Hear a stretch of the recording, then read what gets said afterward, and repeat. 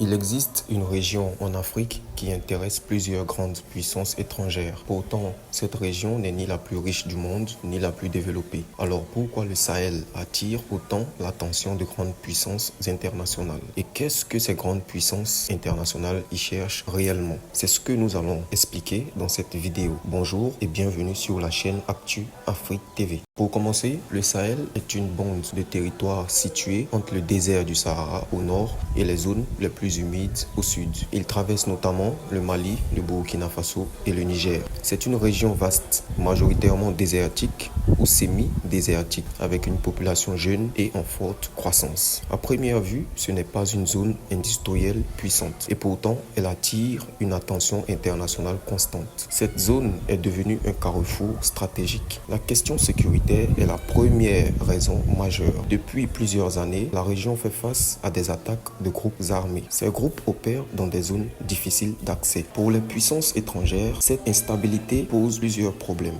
Le risque de propagation vers les pays côtiers. Certaines puissances estiment que laisser le Sahel s'effondrer pourrait créer un effet domino en Afrique de l'Ouest. C'est donc un enjeu de sécurité internationale. La deuxième raison importante est liée aux ressources naturelles. Le Sahel possède de l'or en grande quantité, notamment au Mali et au Burkina Faso. Le Sahel possède aussi de grandes réserves d'uranium, notamment au Niger, et bien d'autres ressources encore peu exploitées. Ces ressources attirent naturellement les intérêts économiques. Même si la région n'est pas industrialisée, elle possède un sous-sol très riche et stratégique. Dans le monde actuel, les matières premières jouent un rôle crucial dans les équilibres géopolitiques. La position géographique stratégique du Sahel est aussi un pont naturel entre l'Afrique du Nord, l'Afrique subsaharienne et l'océan Atlantique. Il relie les routes commerciales nord-sud. Contrôler ou influencer cette zone, c'est avoir un impact sur les flux régionaux. C'est un espace de transition entre plusieurs mondes. Et en géopolitique, les zones de transition sont souvent les plus sensibles.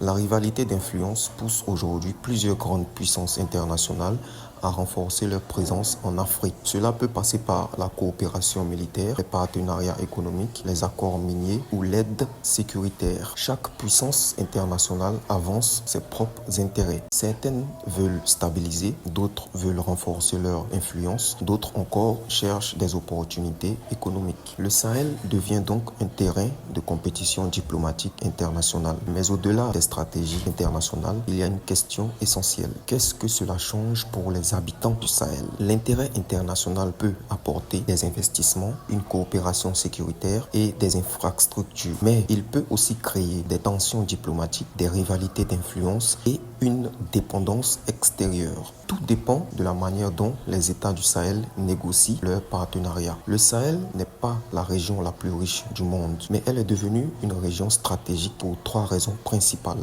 la sécurité, les ressources et la position géographique. Et dans un monde où les équilibres changent rapidement, aucune grande puissance ne veut ignorer une zone aussi sensible. La vraie question est désormais, cet intérêt international va-t-il contribuer à stabiliser la région ou à intensifier les rivalités? Dites-moi en commentaire, selon vous, l'intérêt des grandes puissances pour le Sahel est-il une opportunité ou un risque pour la région? Si cette analyse vous a aidé à mieux comprendre les enjeux, n'oubliez pas de vous abonner pour les prochaines vidéos. Merci d'avoir regardé et à très bientôt.